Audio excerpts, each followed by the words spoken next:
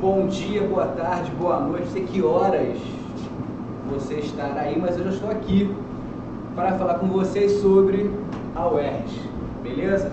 Nós, ao longo do ano, fizemos aí as questões voltadas para a UERJ, fizemos exercícios específicos da UERJ e agora eu vou fechar com vocês alguns pontos, né? Está naquele momento de lapidar os conteúdos e eu, Léo Arruda, farei com vocês exatamente isso, tá?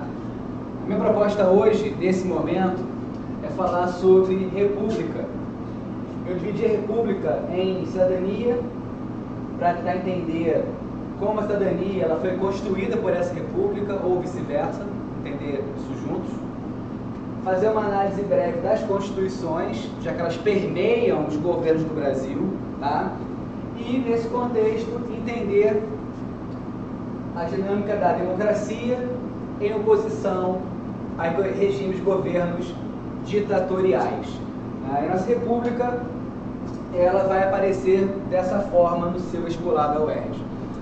Muito além de a gente ficar aqui debatendo República da Espada, oligárquica, Era Vargas, República Liberal, período ditatorial, Nova República, além disso, de trabalhar governo a governo, que nós fizemos ao longo do ano, a preocupação aqui é pegar esses temas transversais da UERJ. A prova da UERJ ela é transversal nesse sentido, tá? Ela trabalha muitos conceitos, interpretações de texto, né? Então vale a pena a gente hoje sair um pouco dessa amarra temporal, sair um pouco dessa linha do tempo, que eu sei que muitos aqui amam e muitos fizeram e passaram o ano se ralando ali para fazer o manejo do tempo, deixar isso um pouquinho de lado, né, e fazer aqui um recorte temático, né, de temas que, por sua vez, como eu falei, são transversais na prova da UERJ, no exame de qualificação, tá? Então a proposta é, se falar de república no Brasil, sempre dá uma dorzinha no coração, né? Porque, se for lembrar aqui muito rapidamente, eu vou aprofundar isso ao longo da aula, você tem no início uma república que rompe com a monarquia num golpe militar.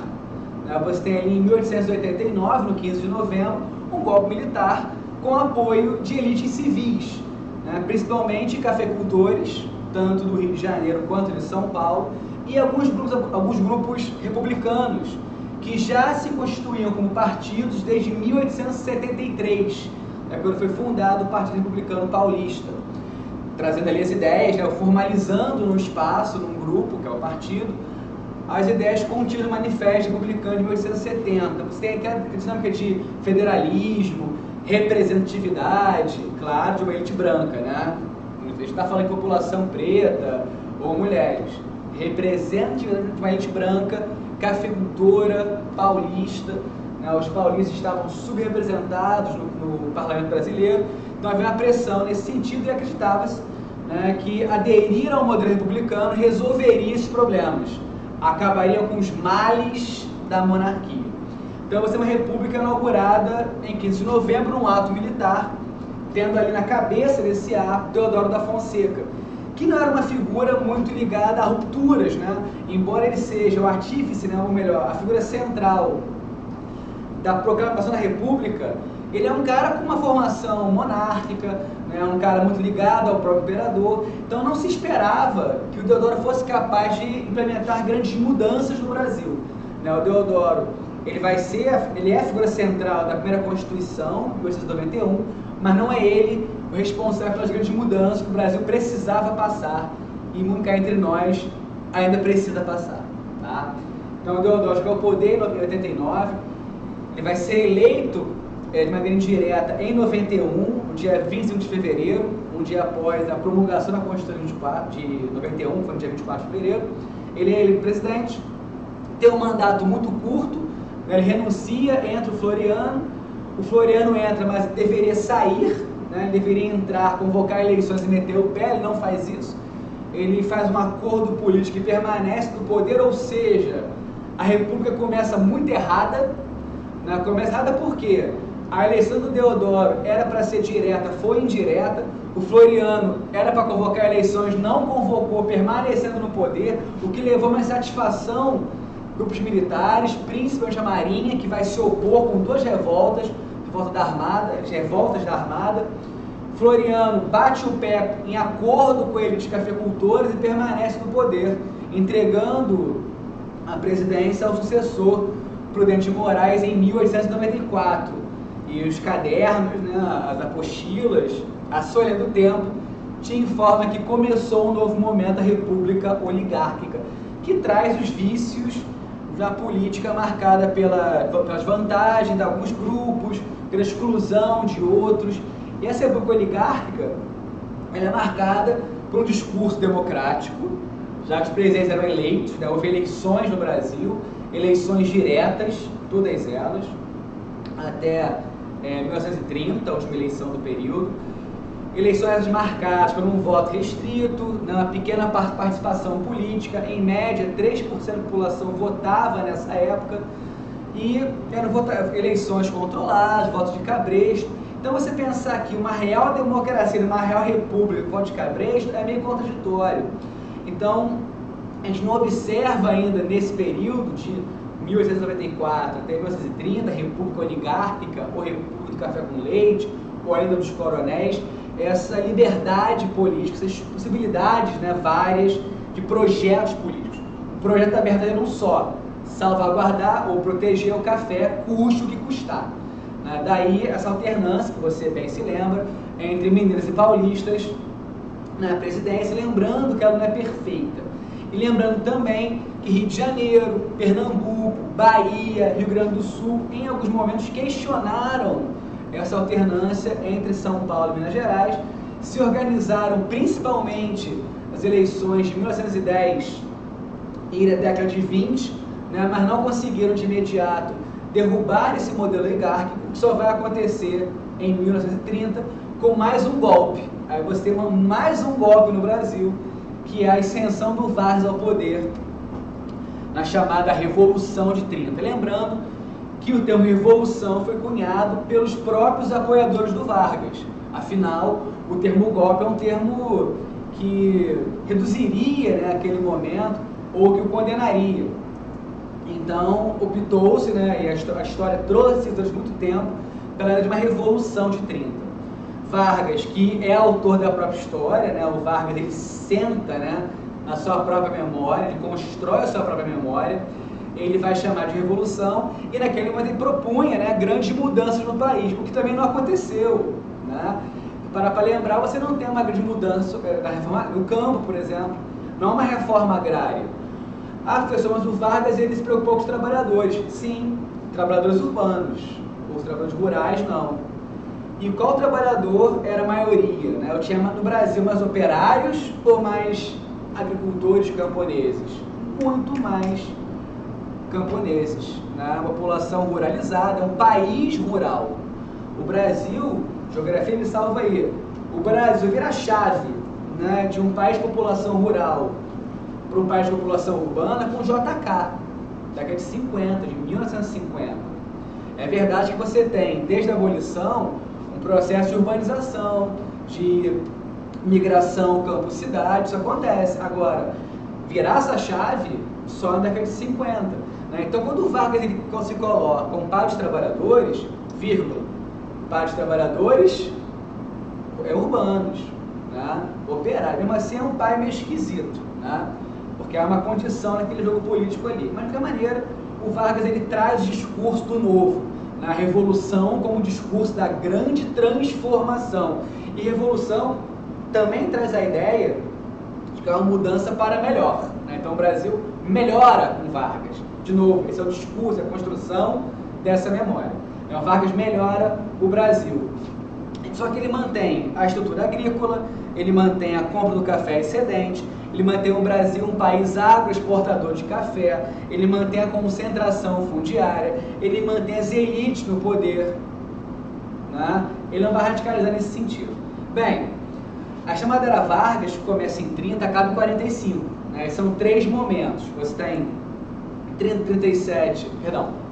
34 provisório, 34, 37 constitucional, 37, 45 o Estado Novo, que é o que cai na sua prova da UERJ, tá? Que é um governo marcado por traços ditatoriais defendidos pela Constituição extremamente autoritária, que é a polaca. Já já vou falar sobre isso no quadro com vocês. Isso aqui é só uma introdução da aula, né? Bem, Vargas governa até 45. Nesse ano, ele mesmo, né, convoca eleições presidenciais, quer dizer, Vargas remonta, reestrutura toda a questão partidária no país, que ele mesmo acabou, né? Em 37 ele acaba os partidos políticos, em 45 ele reorganiza a nossa política partidária, ali você vai ter a refundação do PCB e a criação de 3 partidos muito importantes daqui em diante, que é o DN, PTB e... meu Deus do céu, o DN, PTB e... eu vou lembrar outro. Já vou lembrar, tá? Então temos aqui 3 partidos políticos formados e nesse contexto você tem as eleições acontecendo, né? E o Vargas, ele é padrinho de 2 desses partidos, né? Lembrei, PSD e PTB. O PSD e o PTB são partidos ligados ao Vargas e ao DN é uma partido de oposição ao Vargas. Esses 3 partidos vão se degladiar até 64, né? Até 61, se pensar aqui só em eleições, né? De qualquer maneira, você tem o Vargas, que é o ditador até 45, né, que é a figura central da política brasileira, ele resta fazendo democracia. E o curioso é como o Brasil vai tratar seus ditadores. O Vargas era para ter sido execrado enquanto um ditador. Só que, volto a dizer, como ele constrói a própria memória, ele tinha toda uma máquina de propaganda em defesa do seu governo, a se lembrar do DIP, né, o Departamento de Defesa e Propaganda, que vai garantir as bases do governo Vargas através de propaganda na rádio, né, propaganda nos jornais, revistas, né, enfim. O Vargas consegue uma grande base de apoio político, ao ponto de, em 45, ele mesmo, com todas as características do ditador, receber apoio popular, o queremismo, para permanecer na presidência, visando garantir esse interesse dos trabalhadores às leis trabalhistas CLT na Constituição de 46, porque o Brasil em 45 enxergava, ou melhor, né, apontava um horizonte de redemocratização, né, e essa redemocratização pressupunha uma nova Constituição. Logo, as 37, que o Vargas escreveu praticamente, onde que continha por sua vez a CLT, deveria ser desfeita, essa Constituição, e uma nova seria apresentada ao brasileiro naquele ano de 46. E os trabalhadores estão preocupados com relação à manutenção do CLT. Então, esses trabalhadores pedem, né, pressionam que Vargas permaneça no poder. A solução nesse processo é que o Vargas sai da presidência e se candidata a deputado federal e senador. Naquela época, podia se candidatar a mais de um cargo. E além disso, se candidatar por mais de um estado. O Vargas foi eleito deputado federal por 7 estados e senador por 2.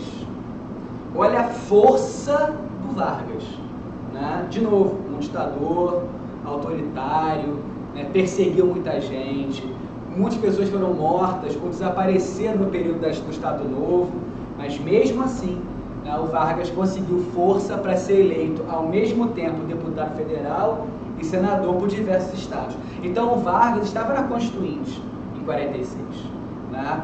E assim ele na Constituinte faz parte da elaboração da Constituição, e você vai ter a manutenção da CLT.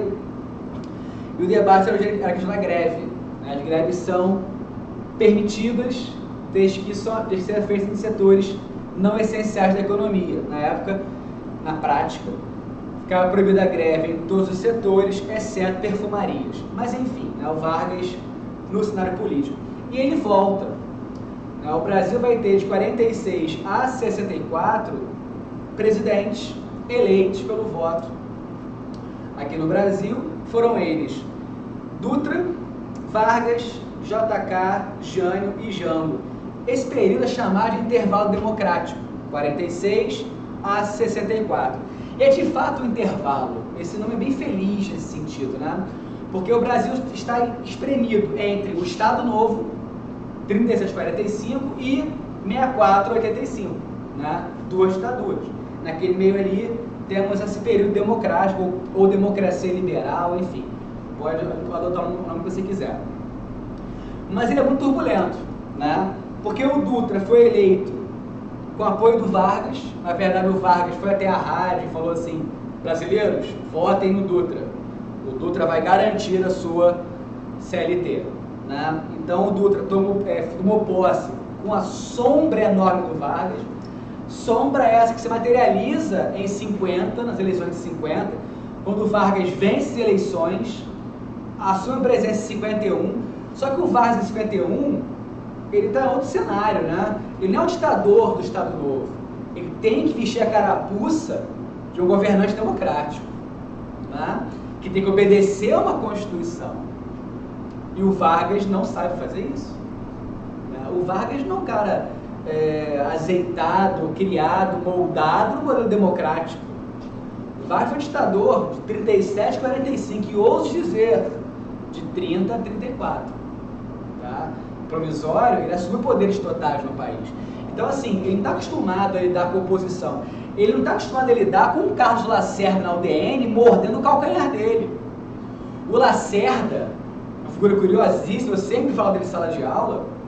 O Lacerda é um cara que se forma no Partido Comunista, mas por um desenrolo na vida, ele vai para a UDN, que é a outra ponta, e passa a condenar o comunismo. E o Vargas, nessa aproximação de trabalhadores, esse discurso de um Brasil que deve investir nas suas riquezas, defender a CSN, o Vargas falando em petróleo nacional, petróleo brasileiro, Petrobras, Eletrobras, ele incomodava. Ele incomodava os Estados Unidos, incomodava os liberais do Brasil que defendiam a aproximação com esse país, os Estados Unidos, e o Lacerda é o porta-voz pela ODN do discurso liberal no Brasil. E o Vargas, que é um mosaico político, né? Ele falando em quê? Ele não fala em comunista. O Vargas não é comunista, pelo amor que você acredita, né? O Vargas não é comunista, o Vargas não é anarquista, o Vargas é Vargas. O Vargas é varguista, né? Então, o discurso ali de defender o interesse da nação, defender as riquezas do subsolo, volta a falar do petróleo, as quedas de água, né? O Vargas vai criar uma taxa limitando o envio de divisas, né, de dinheiro de empresa estrangeira para o exterior, né, para a matriz. Ele mexe com isso e se incomoda o capital estrangeiro. E o Vargas, num cenário, década de 50, num cenário de Guerra Fria tensa, que esses primeiros anos da Guerra Fria foram tensos, o Vargas vai tomar, ou melhor, vai sofrer muita oposição. E o Lacerda é essa grande voz da oposição, que, por ser uma democracia, o Vargas vai mandando aprender e matar, a dar um jeito no Lacerda. Quando tentaram dar um jeito no Lacerda, foi aquela história rocambolesca do atentado da Rotoneleiro, que foi um fracasso, um fiasco para o Vargas, não para o Lacerda, que utilizou naquele momento para se projetar no país, uma grande voz da UDN, mais uma vez, né, a grande voz da oposição ao Vargas. E o Vargas, então, pressionado, escolhe um caminho que é o suicídio. E esse suicídio, para alguns historiadores, foi uma alternativa para impedir um golpe militar já em 54. Então, naquele cenário, Vargas se mata, sai da vida para entrar para a história, entra o Café Filho, que é o vice dele, que ninguém sabe quem é Café Filho, e depois eleições, e temos JK presidente. JK eleito é uma questão complicada. Ele foi eleito com uma margem muito estreita de votos. Ele teve, se não for a memória, 35,8% do eleitorado. E foi eleito. Era turno único, não havia segundo turno, né? Então, vence quem mais tem votos. Pô, foi apertadíssimo, né? Foi o JK, em primeiro lugar, Juarez Távora pela UDN, JK pelo PSD, Juarez Távora pela UDN, né? Ademar de Barros pelo partido próprio, né? E o Iedo Fiuza, não, mentira. Enfim, um quarto candidato, mas foi o Plínio Salgado, né, com 10%. Então foi muito apertadinha essa eleição aqui. foi 35,8%, 30%, 20 e poucos por cento e 10%. Então, muito apertado. O que não deu, na opinião de muitos, né, legitimidade ao JK. A UDN, que foi contra a vitória dele, perturbou. Lacerda na frente mais uma vez, perturbou demais, né? E o Lacerda, essa perturbação, liderou um movimento que exigia uma nova eleição para presidente. Só que a Constituição não dizia isso. Quem tem mais votos tem que ser eleito, ponto final. Os militares legalistas, na figura do Marechal Henrique Teixeira Lott, organizam ali uma resistência e, através de um golpe, né, ou golpe, o Brasil é ótimo, né? É um golpe, mas o nome é golpe preventivo. Só no BR tem isso. É um golpe para evitar um golpe. Então, os militares legalistas dão um golpe para fazer valer a Constituição e impedir que militares golpistas aliados ao DN impedissem a posse do JK. Isso aqui é BR, galera. BR é outra parada. Então, o JK tem uma posse afiançado por parte das Forças Armadas, né? Então, o cara governa com o apoio de uma parte do Exército, por exemplo. Não é um governo fácil. JK, no campo da política, né, manobra o tempo todo com os militares, faz alianças políticas. No campo econômico, ele tem um discurso de desenvolver o país às custas de uma associação, muitas vezes complicada, no capital externo. Por que complicada? Porque o JK endividou o país, né? O Brasil inicia o governo do JK com uma dívida externa de 1,5 bilhão de dólares e encerra o mandato com uma dívida de 3,8 bilhões de dólares. A dívida mais que dobra. Então, isso acaba trazendo complicações para a gente. E, principalmente, para Jânio Quadros, que é o presidente eleito após o mandato do JK. Jânio Quadros é eleito com um discurso de combater a corrupção, vamos mudar tudo isso aí. Jânio Quadros dizia isso, né? O varre vassourinho, um discurso moralista, né? Um discurso também ligado à família tradicional brasileira. Era um cara muito religioso, né? O Jânio Quadros. E ele consegue ali abocanhar uma boa parte do eleitorado, sendo então alçado à presidência da República. Jânio Quadros governa por meros 7 meses, é um período mínimo de governo, ele não tem apoio político, ele tem um cenário econômico muito caótico, né? Ele adotou uma política externa bastante questionada pela UDN, quando ele se aproxima, né, da China e da União Soviética, país com o qual o Brasil rompeu relações em 1947, lá no governo do Dutra, que era um governo claramente pró-Estados Unidos, né? O Jânio Quadros rompe com isso, na ideia de fazer comércio com soviéticos e chineses. Afinal, o Brasil é um país agroexportador, celeiro do mundo, né? Então o Brasil precisava exportar comida e que venham as bocas chinesas e as bocas soviéticas. Mas aí, na Guerra Fria, ele é taxado de comunista, né? Nesse sentido, a ameaça comunista está ali consolidada, ou melhor, marcada pela figura do Jânio Quadros, que, para talvez piorar a sua biografia nesse sentido, né, ele vai dar medalhas para Che Guevara, vai dar uma medalha para o Yuri Gagarin, né, o cosmonauta soviético. Tem fotos de Jânio Quadros com Fidel Castro e Che Guevara. Quer dizer, foi difícil para ele naquele cenário. Ele acaba renunciando numa outra ação rocambolesca, imaginando retornar ao poder no Brasil, não consegue. Entra o Jango, né, o João Belchior Marques Goulart, João Goulart, Jango. E o Jango é um político que não imaginava ser presidente, ele foi vice 2 vezes, do JK e do Jânio, mas agora a presidência lhe cai no colo. Pela Constituição, independente do tempo em que o presidente eleito governou, o vice assume e termina o mandato. E o Jango deveria terminar o mandato, começar e terminar o mandato. Bem, ele não começa e não termina, vou explicar por quê. Houve um movimento para tentar impedir a volta do João Goulart para o Brasil, estava na China nessa época, fazendo a ponte com o governo chinês para garantir o comércio, né, que era proposta do Jânio Quadros, e tentar assim mexer um pouco nessa economia, melhorar nossa economia, que ele não consegue, mas o Jango, essa figura que está lá diplomaticamente atuando na China, tem que voltar ao Brasil, e os militares golpistas lá de 54 e que também se opuseram, né, ao JK, estabelecendo o seguinte, que o João Goulart só poderia assumir o Brasil se o país adotasse um modelo parlamentarista. A ideia aqui é muito clara de esvaziar de poder o Jango. O Jango esvaziado em poder, esvaziado em poder, poderia governar, porque as suas ações não seriam definitivas ou impactantes no Brasil. Quem governaria era o Congresso, seria o Congresso. Isso funcionou por muito tempo, não funcionou, mas o Brasil adotou isso de 61, do final de 61, acho que outubro de 61, até janeiro de 63, quando o nosso primeiro-ministro Brochado da Rocha, figura maravilhosa, o Brochado da Rocha, ele convoca um plebiscito, que é uma consulta popular.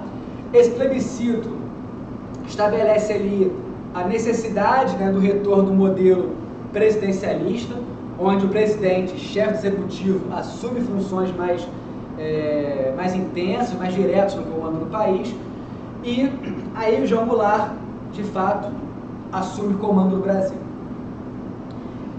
À frente da presidência, o João Goulart apresenta um projeto de reformas para o país, né, reformas de base, que falavam sobre reforma agrária, reforma urbana, reforma fiscal, reforma política, reforma educacional. Só que esse projeto, esse programa de reformas, ele pareceu, né, muito radical para alguns grupos do Brasil. Setores mais conservadores do Brasil, a UDN é o melhor exemplo disso, viram no projeto João Goulart uma ameaça à ordem do país, né, uma ameaça aos seus privilégios, uma ameaça à sua realidade. Falar em reforma agrária, falar em reforma urbana, são pontos que tocavam em aspectos que não interessavam serem mudados por essa elite que está no poder no Brasil desde que a primeira nau portuguesa encontrou nossas praias, né?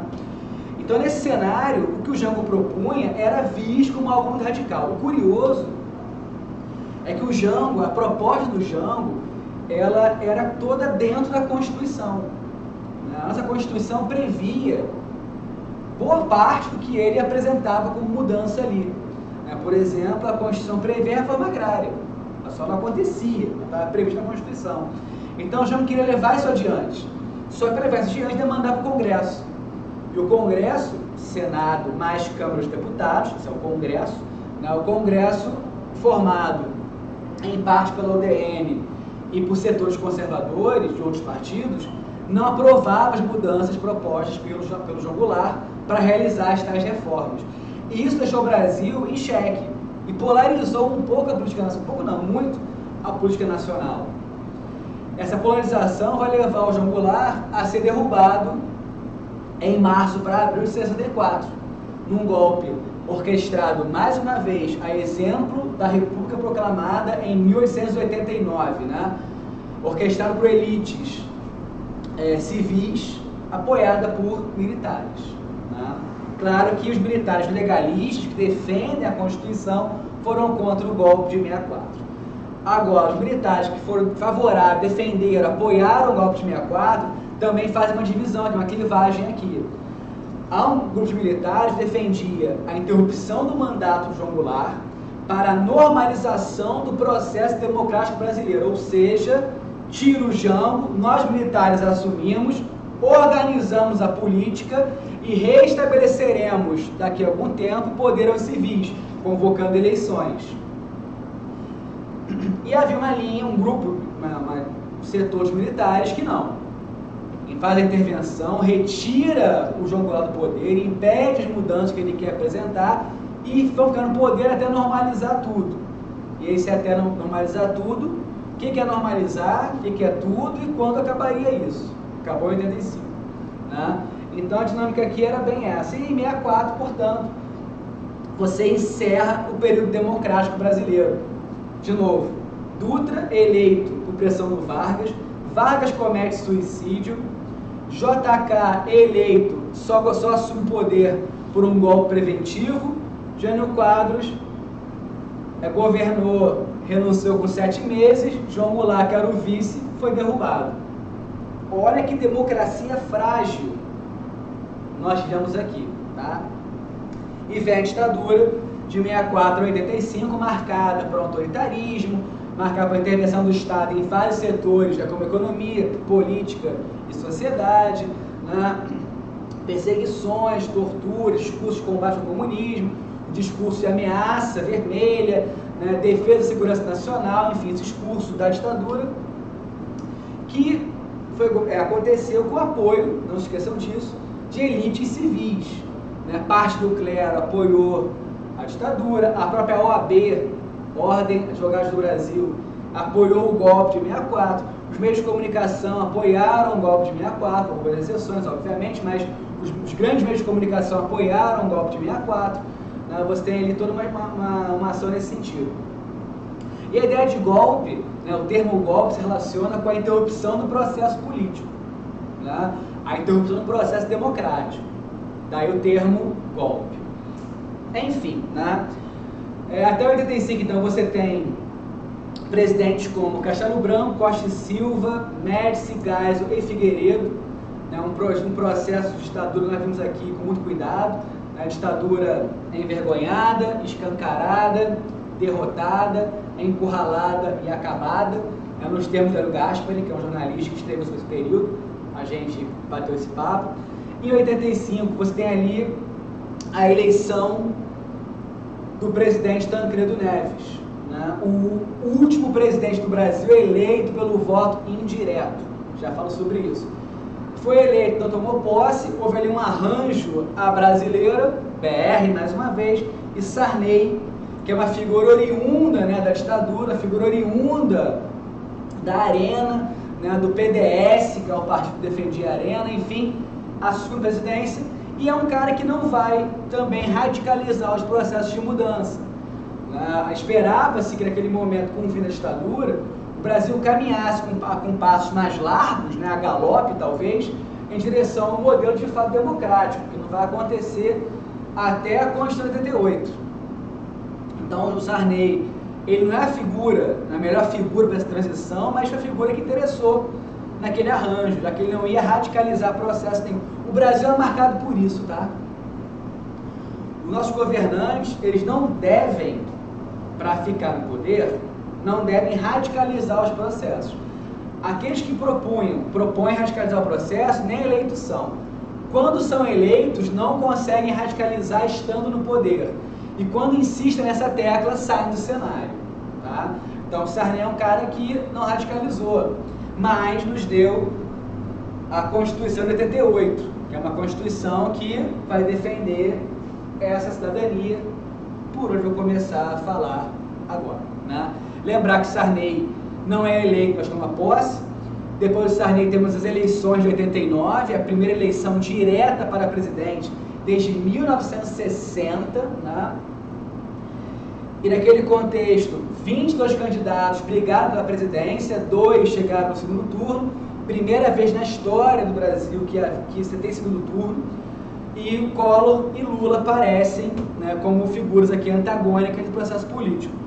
Lula derrotado, Collor é eleito, governa até dezembro de 92, quando sofre o processo de impeachment, um processo bastante complicado.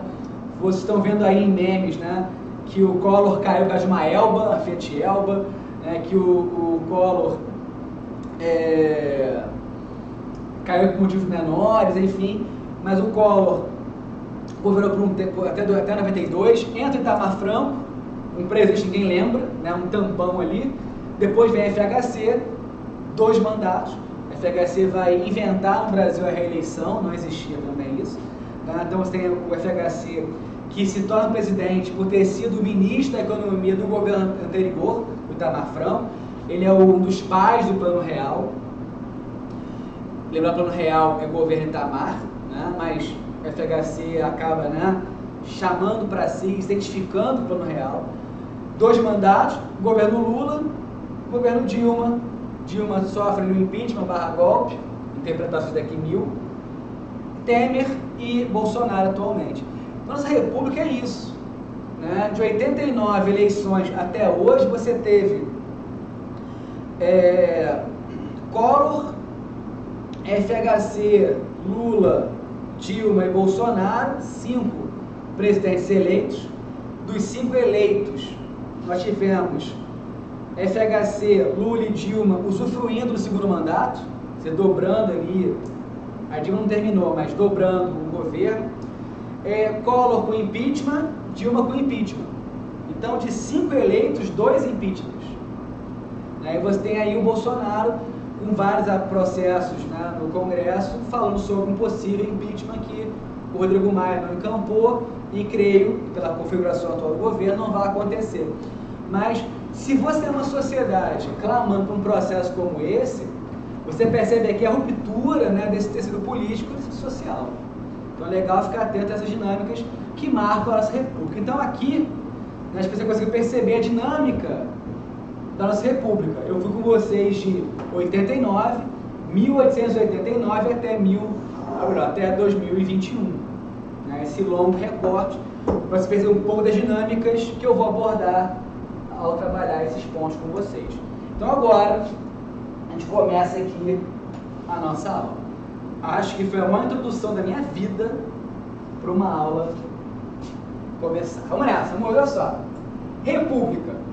Vamos trabalhar os conceitos primeiro, né? Quando você fala em república, você deve opor a ideia de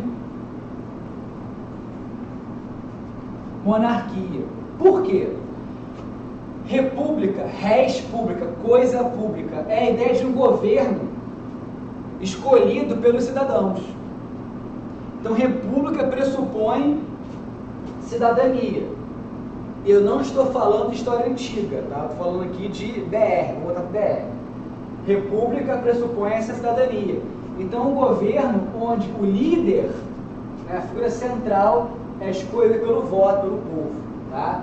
E o voto, vamos ter que bater isso daqui a pouquinho, tem várias faces, né, vários formatos. Então, república, você é um líder cuja escolha é pelo povo. Monarquia, não. A monarquia, qualquer monarquia, ela é necessariamente um governo antidemocrático. Por que eu estou falando isso? Porque na monarquia você não tem nenhum espaço para definir quem governa o país. Né? Quem reina, quem é a figura central da política. Você não escolhe. Na monarquia você tem ali uma hereditariedade funcionando. Tudo bem? Então você opõe república de monarquia. Beleza? A partir daí, então, vamos falar sobre a nossa república. E dentro da ideia de república, vamos falar sobre cidadania. Eu sei que você a senhora está pensando, poxa, Léo, você falou isso o ano inteiro. Eu falei, sabe por quê? No canal UERJ. Você vai chegar na sua prova da UERJ, olhar para ela e vai lembrar essa conversa aqui. Vamos lá. Quando eu falo de cidadania, e é uma aula com uma pegada de sociologia, né, não dá para fugir, eu estou falando de duas coisas ao mesmo tempo. Estou falando da figura do cidadão, que se faz cidadão, que exerce a sua cidadania, porque ele tem os seus direitos assegurados. Léo, quando é que nasceu isso? Isso nasce na França. Pensando aqui, cidadania moderna, tá? Não vou caminhar para Roma, até porque Atenas e Roma não caem na prova da UERJ. Né? Então vamos lá.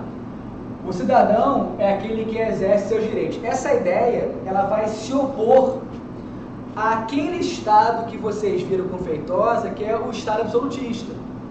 Vai se opor a uma concepção absolutista de Estado, onde você tem as ações políticas centradas no governante, que estabelece alguns acordos com a sociedade. Essa sociedade, né, que vive ali à margem, à sombra ou nas franjas do governante, se preferir na aba do chapéu do governante, essa população, ela é súdita desse governante. Então, ser súdito é você se submeter à vontade de outro.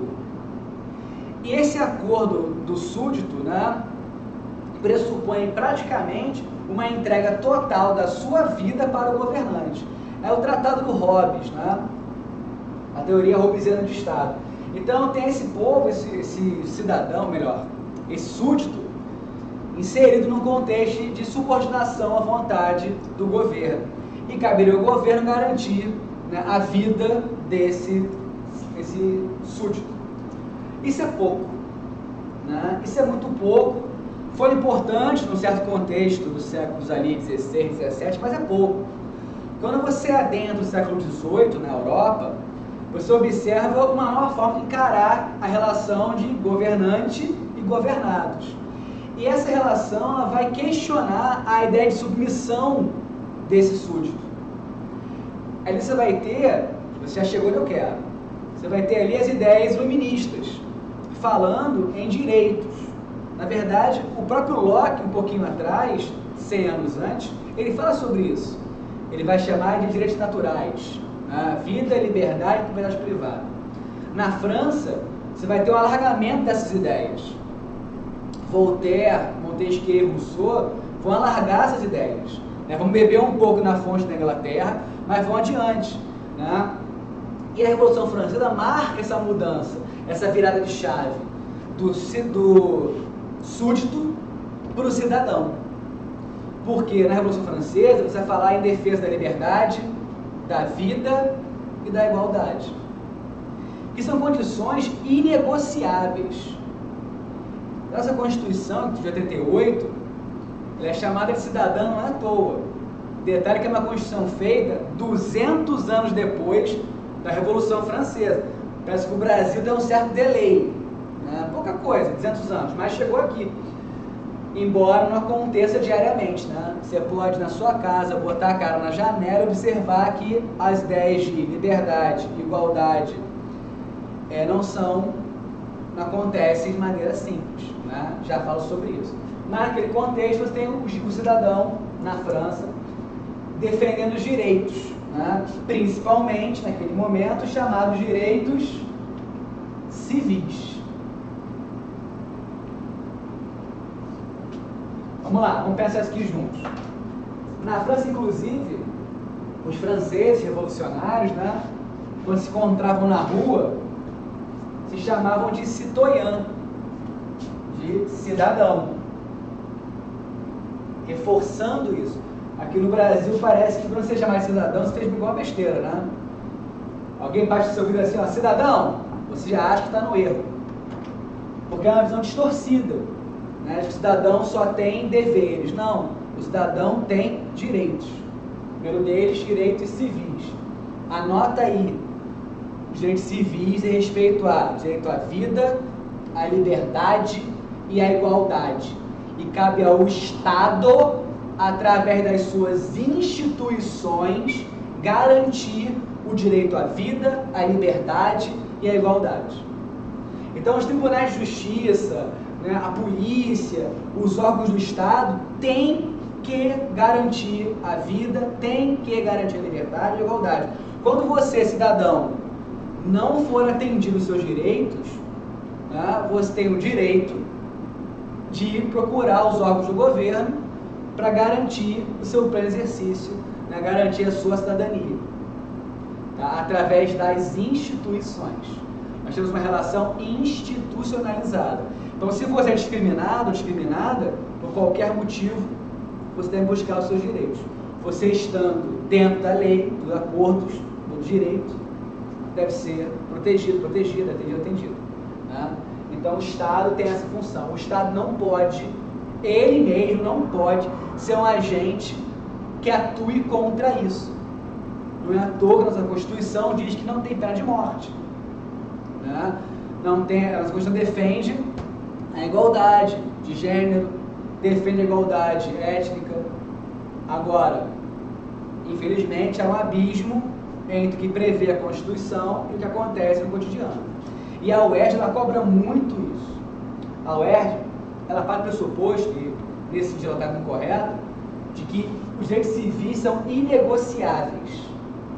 Sem isso aqui, você não tem o resto. O que seria o resto? O resto seria os direitos políticos,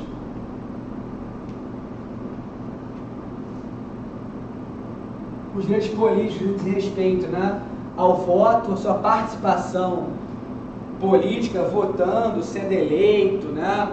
Participando de agremiações políticas. Então, os direitos políticos que foram cerceados no Brasil.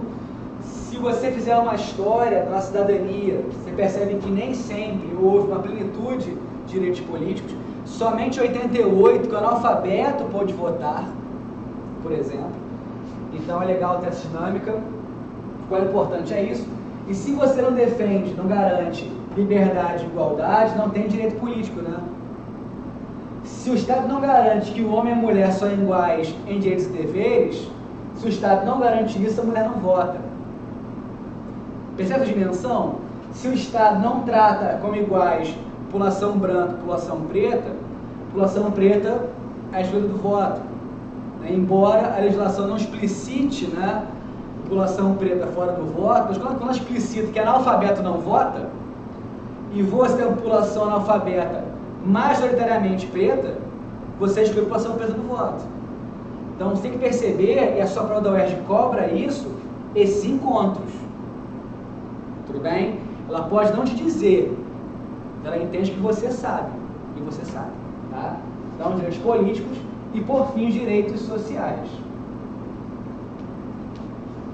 Os direitos sociais, eles são uma forma de você garantir, ao menos na letra da lei, uma maior igualdade no país. Você volta os direitos civis. Os direitos sociais dizem respeito à repartição da renda. Por exemplo, quando você fala em direitos sociais, você pensa em escola, em educação, ou você pensa em saúde, você pensa em segurança, lazer, alimentação, habitação, e você diz que é dever do Estado assegurar tudo isso, assegurar a dignidade da população, e você percebe que é uma sociedade clivada socialmente, onde há uma desigualdade social enorme, um abismo, que infelizmente cada vez se aprofunda, né, entre ricos e pobres. A pandemia está mostrando isso. É uma sociedade em que, se o Estado garante os direitos sociais, ele equilibra, não de maneira perfeita, mas a ideia é ele amenizar, melhor dizendo, essa discrepância. Se eu garanto uma educação pública de qualidade, não interessa se o cara é rico ou pobre, o pobre vai ter educação de qualidade.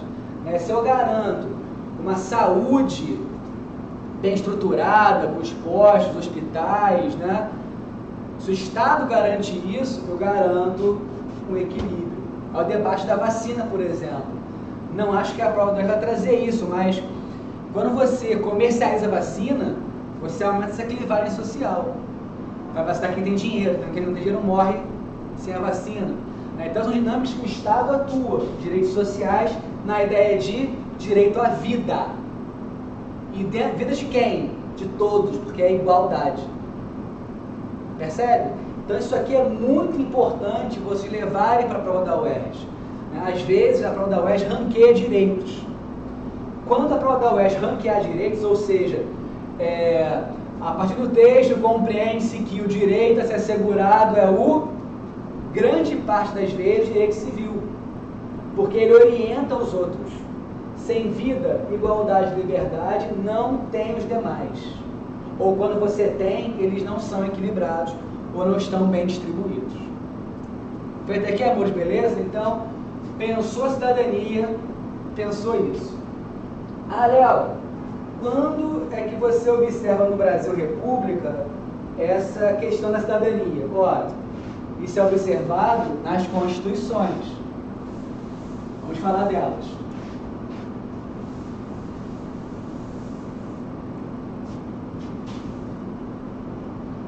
Fazer aqui uma arrumação para a gente. A primeira Constituição brasileira da República foi de 1891.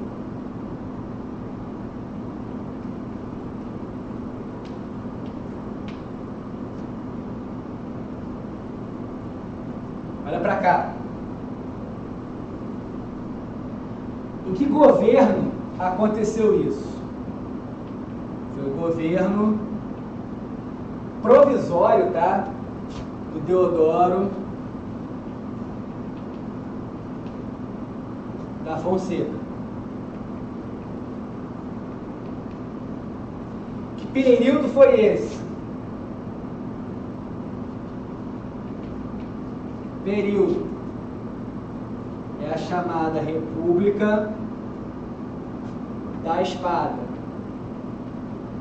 E você se lembra que a República da Espada, que durou de 1889 até 1894, ela está inserida num contexto mais amplo da Primeira República, que foi de 1889 até 1930.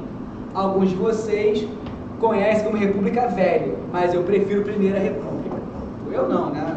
Quem sou eu? Esse oceano de historiadores, mas a República da Espada é um pedacinho disso. Ora, nessa Constituição, o que a gente tem de importante aqui? Vamos lá, principais características.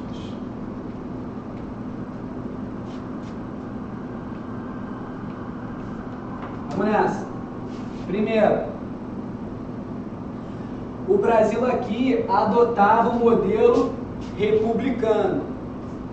Então você tem uma república, porque daqui em diante o brasileiro vai escolher, vai eleger o seu presidente, o seu chefe do poder executivo.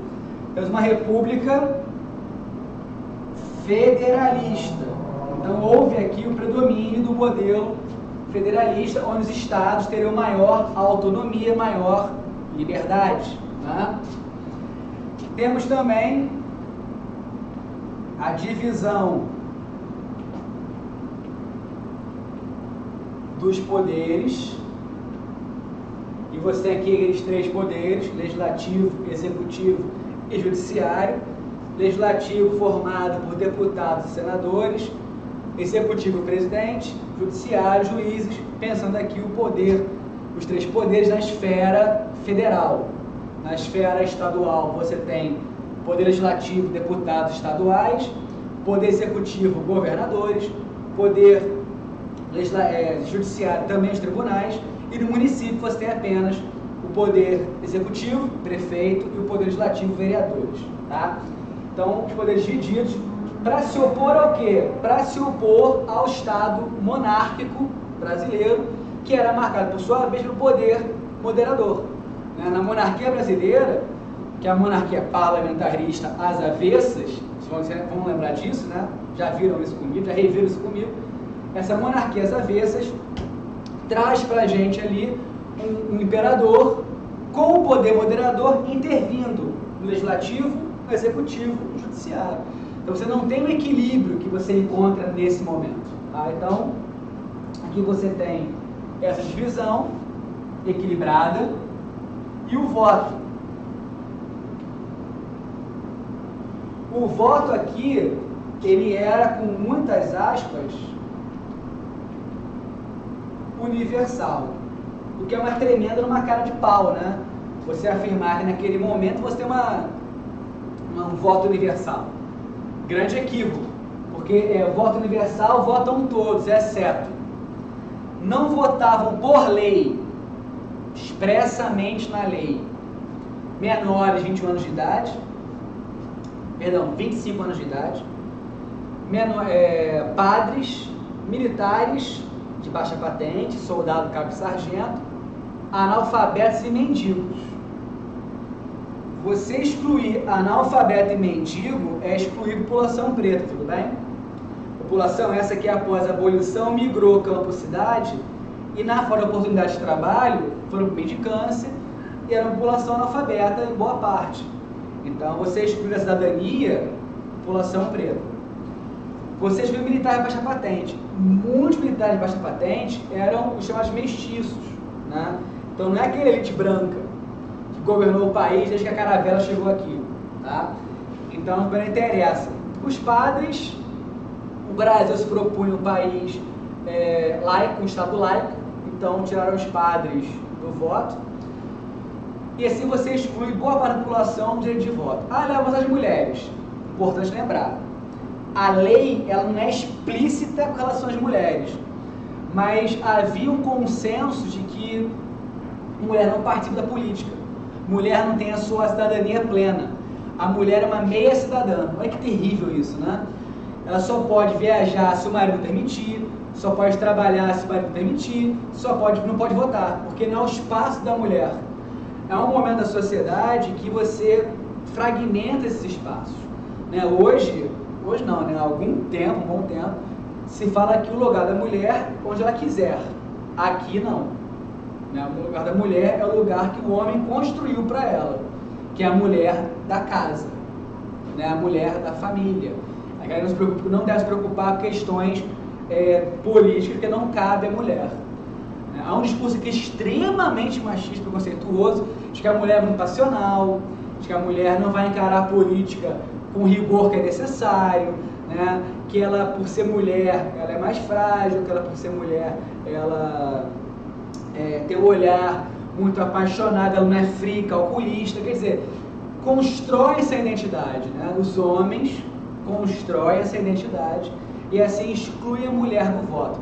Nesse período, né, aqui no Brasil, você tem o chamado movimento sufragista, as mulheres brigando pelo direito de voto, tá? E brigaram, muitos foram para a justiça e conseguiram autorização dos juízes para poder votar. Poucas, mas aconteceu, tudo bem? Então, antes do Estado estabelecer que o voto ele é independente do sexo, você tem ali a mulher lutando pelo direito de votar, se expressar politicamente, direitos políticos, né? E assim alcançar a igualdade. É um caminho contrário, né? Você pensar nas conquistas dos direitos, você tem direitos civis, políticos e sociais. Os civis falam em igualdade, mas não dão um voto para a mulher. Então a mulher vai usar da política para tentar o quê? A igualdade, é a contramão. A mulher nadando contra a correnteza aqui. Não foi fácil, não é fácil. Enfim, então um voto universal com muitas aspas nesse cenário aqui. Tudo bem? Enfim, tal Constituição valeu no Brasil durante um bom tempo, né? E em 1934 tivemos a segunda Constituição Republicana, e essa aqui ela trouxe algumas mudanças. Constituição de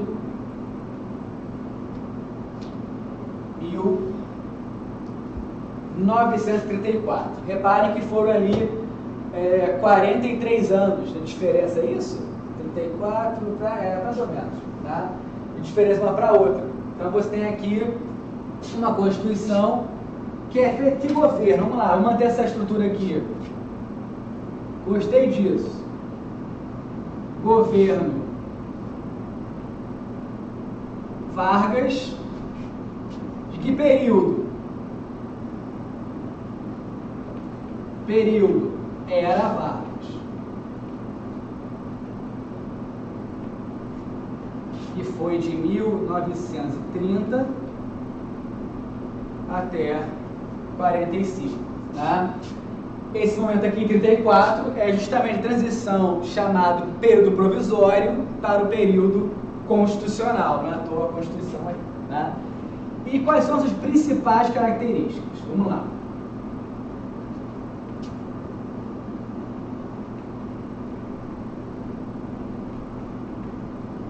Amores, observem comigo, né? Que cenário você tem na década de 30? Ora, há uma demanda grande por mudanças, né? O Vargas chegou ao poder em 30 com um discurso, né, de defesa dos trabalhadores, de ampliação da questão do voto, né? Houve em 32, em São Paulo, a chamada Revolução Constitucionalista daquele ano. Nessa revolução, os paulistas exigiram mudanças, além de uma nova Constituição, exigiram uma mudança no voto, né? Então, essa Constituição aqui, ela traz algumas mudanças. E ela foi inspirada na Constituição de Weimar, ou Weimar. Eu confesso que não sei a pronúncia correta da cidade alemã. Mas, em 18 para 19, a Alemanha vai se reestruturar no pós-Grande Guerra, né? Ou Primeira Guerra Mundial. Nessa reestruturação da Alemanha, é feita uma Constituição. E ela tem traços liberais. Diz respeito à organização política, ou seja, mantém-se aqui o federalismo, Mantém-se aqui a divisão dos poderes. Léo, isso já tinha, sim. Então, qual a diferença dela? A diferença está aqui, ó. Temos, pela primeira vez na Constituição, leis trabalhistas. E aqui um dado importante para a gente. O brasileiro, ele tem a sua própria cultura política, né? E nesse sentido, o brasileiro entende que a lei, ela só valeria, muitas aspas nisso, só valeria se a Constituição defendesse a lei. Se a Constituição não defende a lei, ela não existe. Né? Há uma interpretação equivocada nesse aspecto. Vamos lá. Né? Então, as leis trabalhistas, elas são incorporadas na Constituição para elas valerem. E nesse sentido, o Vargas incorpora não só a lei trabalhista, mas incorpora aqui o Tribunal de Justiça do Trabalho. Porque mais importante que a lei, nesse momento, é ter um órgão, olha aqui o Estado atuando com instituições, através de instituições. Um órgão para fazer valer a lei. Né? Então, para garantir os direitos, né, de igualdade, tratamento justo, dignidade, eu vou ter uma instituição, TJT, TJ de Trabalho, para garantir o cumprimento da lei trabalhista. Beleza? Temos aqui também um novo Código Eleitoral.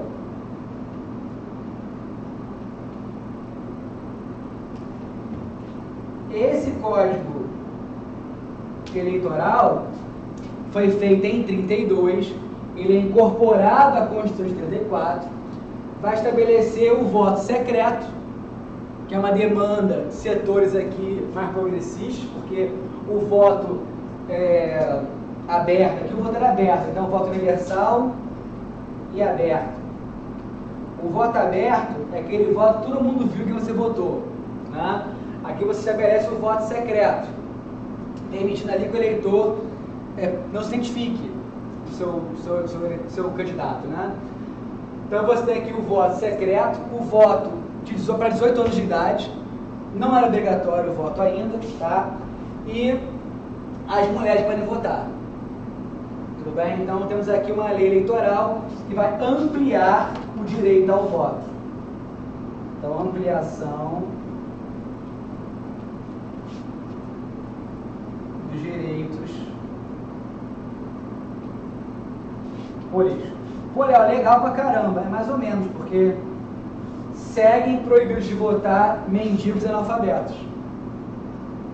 Ou seja, no Brasil da década de 30, ouso dizer que mais da metade da população não sabe ler e escrever, você não tem direito ao voto dessas populações. Então, vou botar aqui a ampliação entre aspas, você vai anotar aí para mim que não votavam analfabetos nem mendigos. Ok, amores, beleza? Então, duas constituições. Aí você lembra que em 37 Vargas, o que? Vargas, diante de uma ameaça comunista, mais uma vez o fantasma do comunismo no Brasil, nessa ameaça comunista, o Vargas estabelece em 37 uma intervenção forte, né, na política nacional. E naquele cenário temos o golpe do Estado Novo, o golpe de 37. O Vargas dá um golpe em si mesmo. Coisas que só acontecem no BR. E assim o Vargas, eleito não, né? Se mantendo no poder mais uma vez, nos presenteia, não é a melhor palavra, mas enfim, com a Constituição de 37. Essa Constituição, ela é apelidada de a Polaca, uma referência à Constituição polonesa, que tinha um caráter também autoritário. O curioso é lembrar que o autor dessa Constituição, o principal jurista, né, que escreve essa Constituição, é o Francisco Campos, que por sua vez é o mesmo cara que escreve a Constituição de 67, da ditadura civil-militar. Então você já pode perceber nesse momento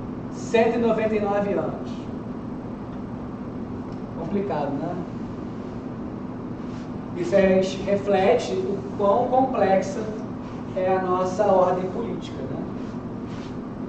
Marcada por golpes, enfim. Vamos nessa. Essa Constituição, como a gente já conversou anteriormente, ela durou até o fim do Estado Novo. Então, em 45, houve eleições para a presidência, o que não acontecia desde 1930, e uma nova Constituição, que é a Constituição de 1946. Essa aqui, aí você vai ter que ficar atenta aí, olha só. As constituições, elas expressam as mudanças políticas. Então, se eu estou saindo de um Estado ditatorial, a Constituição tem que ser como? Ser a Constituição mais liberal na política, de respeito à sua estruturação, à sua organização. Então, temos aqui em 46 um novo governo, que é o governo Dutra, que durou de 1946 a 1951, tá? Eu sei que você faz muito esforço para lembrar de Dutra, sem lembrar do How do Dutra, How to Truman, coisas, né, do Brasil. Enfim, que período é esse? Período. Eu vou colocar República Liberal, tudo bem? Ou intervalo democrático, fica à vontade. Que foi de 46 a 64. Léo, calma aí, você não comentou como é que era o voto na Constituição de 37. Ora, se eu te falei que não tem eleições, não tem voto, né? Não tem sequer partido político. Então, Vargas aqui, ele suprimiu os direitos civis, suprimiu os direitos políticos e ampliou os direitos sociais no que diz respeito à lei trabalhista. Então, a Constituição de 46, que é a seguinte, ela precisa ir necessariamente na contramão do que o Vargas fez no Estado Novo. Logo, se pensarmos aqui em principais características,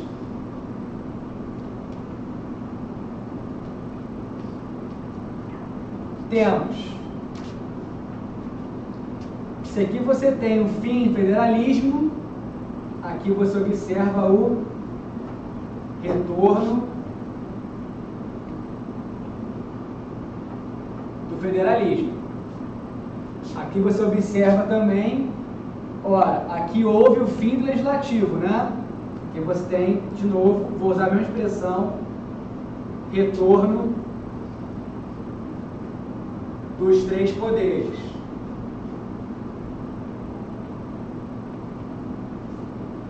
Beleza? Mandato presidencial. Porque é importante definir quando o presidente entra e melhor quando ele sai, né? Então, mandato presidencial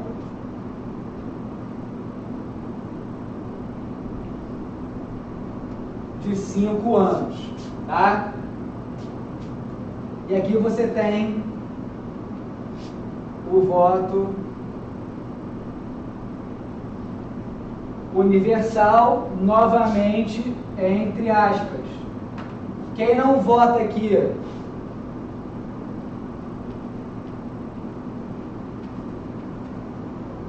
não votam ainda, né?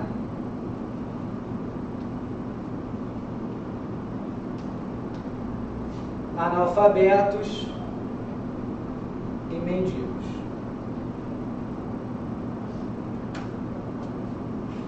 Tudo bem, amores? Beleza?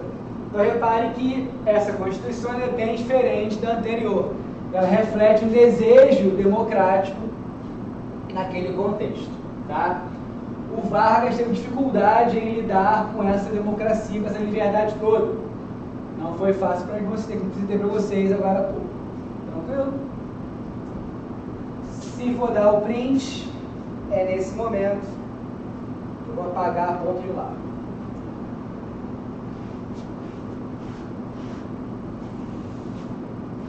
Então reparem que a partir das constituições é possível você revisar todo o conteúdo de história política. Na história econômica você pode revisar com a geografia, pensando ali em indústria, né? Em ação do Estado, embora nos períodos ditatoriais o Estado tenha tomado as rédeas do processo industrial. Tá? Afinal, é uma ditadura, então interfere em vários espaços. Pois bem, essa Constituição durou até 67, mas em 64 houve o quê? A derrubada do governo de João Goulart. O João Goulart é derrubado em 64, há uma ascensão de militares ao poder naquele mesmo ano. Primeiramente, uma junta militar assumiu o comando do país por um mês, mais ou menos, perdão, por 2 semanas. No dia 15 de abril, Castelo Branco é empossado presidente e ele começa a governar o país a partir dos chamados atos institucionais. Então, antes de uma nova Constituição, nós tivemos os atos institucionais. Amores, foram 17 atos institucionais, tá? Vocês não precisam, obviamente, decorar os 17, nem eu sei os 17. A pessoa que sabe todos abriu mão de alguma parte da vida, né? Não joga altinha, né? Não sabe fazer alguma coisa da vida, tirou, porque não dá para fazer tudo. Tá? E os atos que me interessam aqui são os mais relevantes para a sua prova. Primeiro, por exemplo, o AI-1, que nós apelidamos de Operação Limpeza. Se alguém lembrar desse ato, vai recordar que pelo AI-1 nós temos uma dura intervenção nos poderes.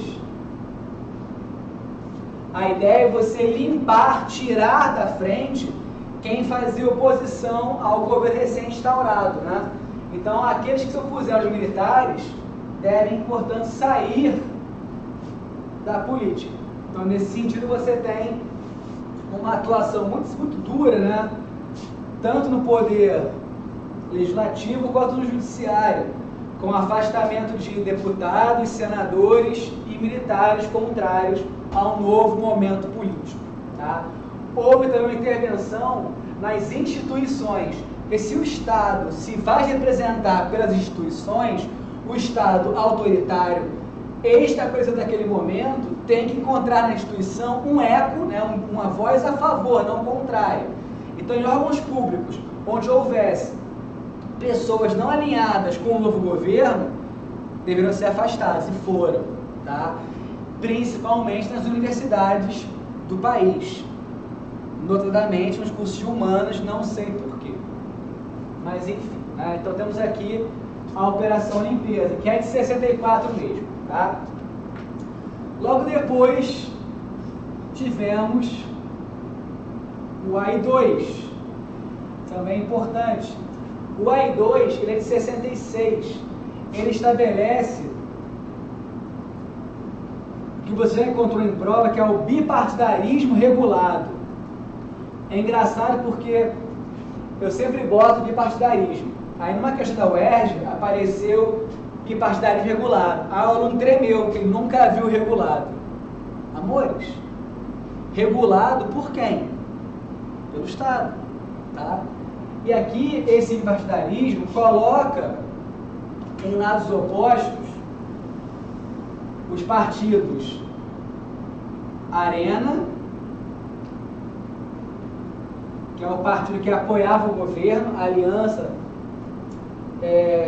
Renovadora Nacional. A Arena apoia o governo. O pessoal da UDN migrou para a Arena, que vai se opor, historicamente, né, ao MDB, Movimento Democrático Brasileiro, que era composto principalmente pelo PSD, pelo antigo, né, PSD e antigo PTB. Tá? A ideia de você ter dois partidos é melhor controlar o cenário político. Temos também, ainda no AI2, eleições indiretas para presidente. Porque naquele ano houve eleições para governador dos estados, na verdade 65, tá, amores?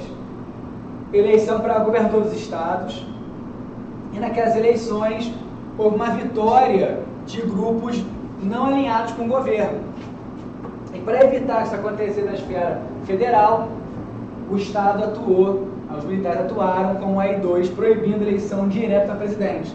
Se a eleição é indireta, quem vota é o Congresso, e o Congresso ali vai votar em quem o governo quer. Tá? Acho que vocês já viram isso, antes de Congresso votar no que o governo quer. Isso tira um pouco da autonomia e da liberdade do Congresso, do Poder Legislativo. Isso quebra um pouco a ideia de poderes equilibrados. Né? Se um poder decide a vontade do outro, você não tem democracia. Conhecem isso? E para fechar os AIs que interessam, temos o AI-5. O AI-5 ele é de 68. Ou seja, ele é posterior à Constituição de 67, tá? Mas o AI-5, eu vou destacar ele aqui, ele vai ser até incorporado depois da Constituição. O AI-5 ele estabelece para a gente vários aspectos complicados, né? Como a censura prévia. A censura é ruim em qualquer formato, né? A prévia é pior, porque quando tem a censura, algo aconteceu e foi censurado. Com a prévia não acontece. Um exemplo rápido, Bienal do Livro, né? Aqui no Rio de Janeiro, o nosso prefeito à época falou em recolher os livros cuja capa ele não concordava. Só que o livro chegou até a Bienal, o livro estava lá. Então há ali uma ordem de recolhimento a posteriori. Então a informação, aquela imagem já havia circulado. Tá? Uma censura prévia, por exemplo, impediria que tal livro chegasse a qualquer lugar. Ele nem seria editado, nem seria publicado em nenhum momento. Tudo bem? Ou não seria publicado por vias legais, né? Então, censura prévia. Houve também o fechamento do Congresso, é que você escancara a ideia de ser uma ditadura, pois o Congresso é o espaço, né, para uma maior liberdade política, para uma maior representatividade política. Houve também, junto com o Congresso fechado, né, a cassação de mandatos, ou seja, políticos não alinhados com o governo perdem seus mandatos, e houve também o fim do habeas corpus. E isso aqui é uma ferida aberta na nossa liberdade, né? Porque o habeas corpus possibilita que a pessoa responda os processos em liberdade, garantindo, né, a presunção de inocência, né, garantindo que o cara seja preso só após o trânsito julgado, enfim, coisas que você encontra no AI-5 e às vezes em leis draconianas, né, que aparecem no nosso poder judiciário. Enfim, lembrando sempre que o que acontece na justiça pode acontecer com você também. Importante lembrar disso. Por que eu estou falando isso? O Nelson Rodrigues, ele foi um dramaturgo, escritor, romancista, repórter, que apoiou a ditadura, e apoiou o AI-5, ou seja, apoiou o fim do habeas corpus, até prenderem o filho dele. Quando seu filho, o Nelsinho, foi preso, lá foi o Nelson Rodrigues atrás do filho, só que não tem habeas corpus, como é que fica? Né? E aí ele ficou numa saia justa ali, né? Mas sendo quem ele era, ele conseguiu lá resolver esse imbróglio. Mas você fere, por conta dessas vantagens, algo muito importante do Estado de Direito, que é a igualdade. Você não tem isso na ditadura. Então, quando você para analisar a Constituição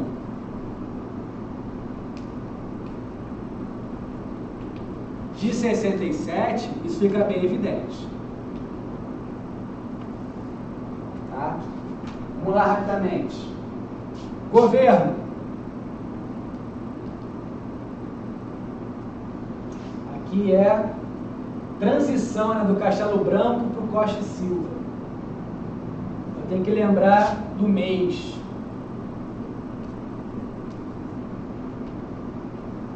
Governo de transição. Castelo Branco, Costa e Silva.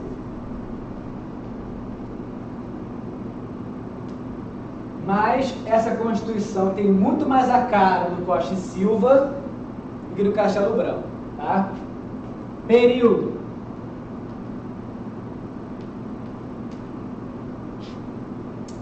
Governo ditatorial.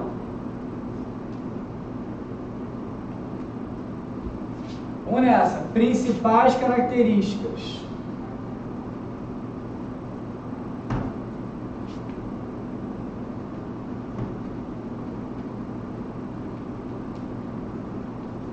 Ora, a principal característica é que ela incorporou os atos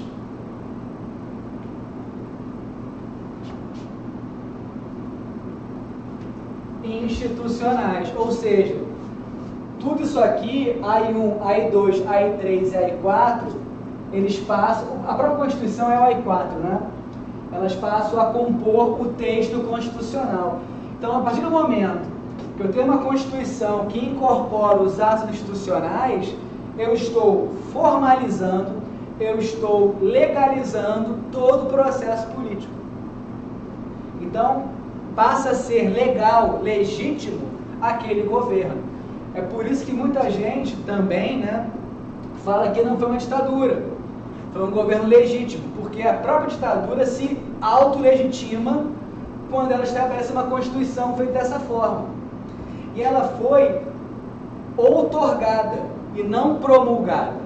Aqui no Brasil, nós tivemos, né, constituições outorgadas, ou seja, constituições impostas, feitas por um grupo seleto, e constituições promulgadas. A promulgada, ela é votada, ela é apresentada, melhor, ela é votada, os artigos são votados pelo Congresso, a formação de uma Assembleia Nacional Constituinte, que estabelece os artigos da Constituição, há um debate nessa Assembleia e resultado desse debate é levado para a Constituição. Quer dizer, é algo muito mais democrático.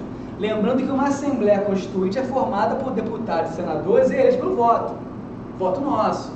Né? E dependendo de quem está votando, ela vai ser mais ou menos restrita. Né?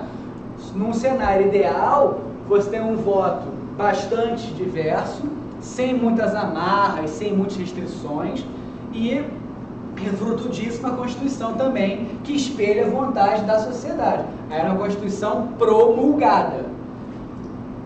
No Brasil, você teve promulgada a primeira, de 1891, a de 34 é promulgada, agora 37, que é uma ditadura, é outorgada. Se a ditadura outorga uma Constituição, é porque ela está moldando o processo político à sua feição. Aqui é a mesma coisa. Eu tenho em 67 uma Constituição que é outorgada, ela é imposta, tá?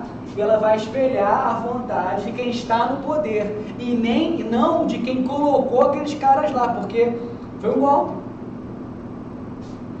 Se eu tenho um golpe político, o grupo chega ao poder com uma parte de apoio popular, óbvio, né? Você não tem uma ação dessas sem apoio, mas você não tem espelhado nesse governo os anseios da população em geral, e sim do grupo que colocou o grupo colocou aquele outro grupo no poder. 67 é um exemplo disso. Tudo bem, amores, beleza? E essa Constituição, para fechar o papo de hoje, estou encerrando, juro. Fechar o papo de hoje é a Constituição atual, que é a Constituição de 1988, que você já entendeu a pegada da aula de hoje, né? É um processo, meus futuros médicos, de sístole e diástole. Eu tenho momentos de aperto, momentos de relaxamento, tá? O relaxamento vem nas chamadas constituições democráticas. É o caso da Constituição de 1988, chamada de cidadã. Vamos lá. Governo.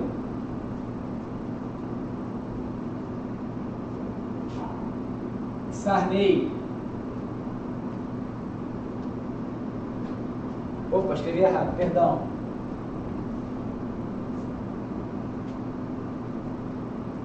Sarney. Ele governou de 1985 a 1990. Período.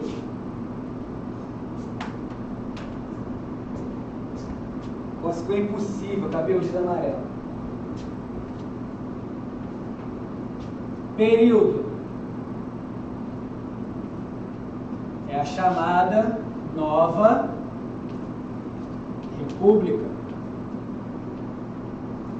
que começou em 85 e está aí até hoje, aos trancos e barrancos. Não sei se é tão nova assim nas suas práticas. Nova República. Principais características.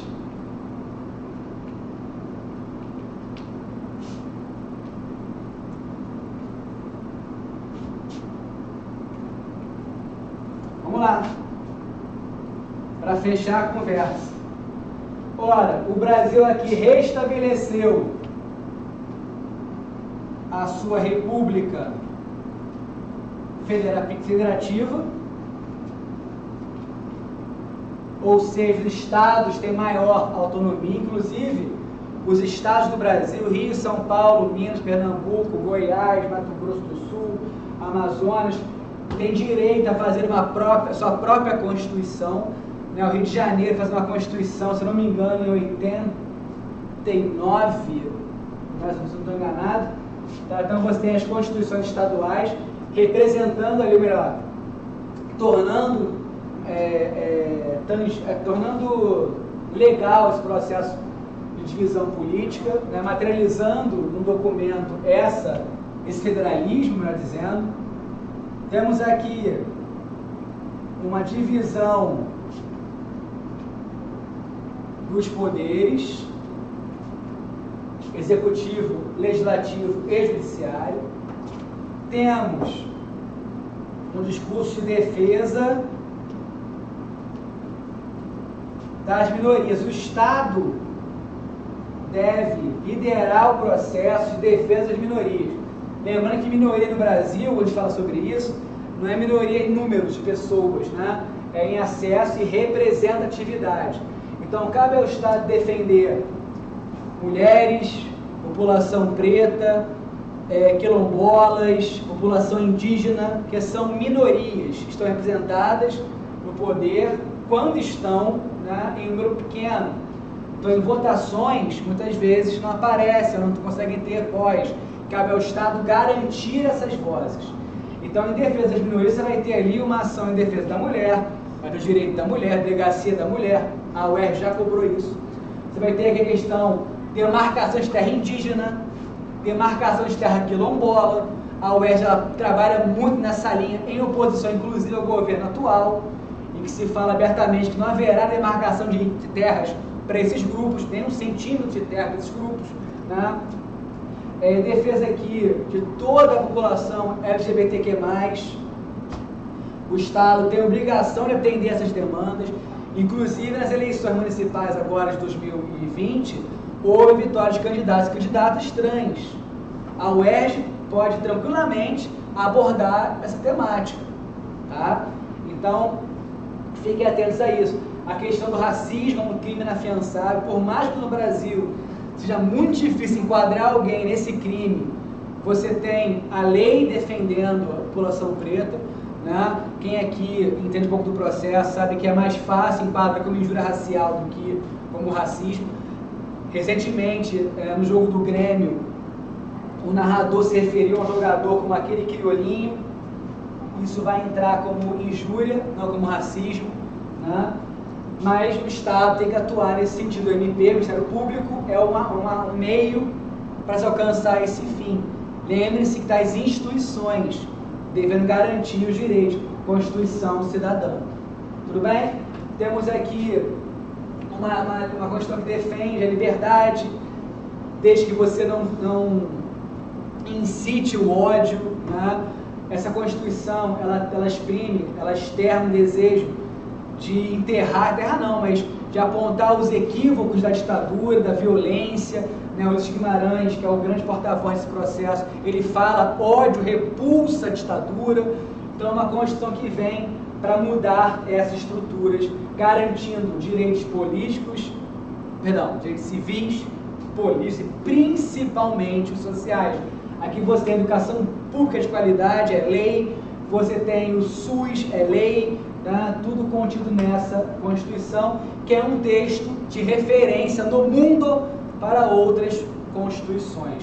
Os estados que, por exemplo, saíram da União Soviética, ao se reorganizarem enquanto repúblicas, utilizaram em maior ou menor parte da nossa Constituição de 88 como exemplo. Tá? Então levem isso para a prova de vocês, para a redação, se for o caso, se for pertinente. Ok, amores? Desejo então para vocês excelente prova. Beijo grande no coração, obrigado pela sua paciência. Até a próxima.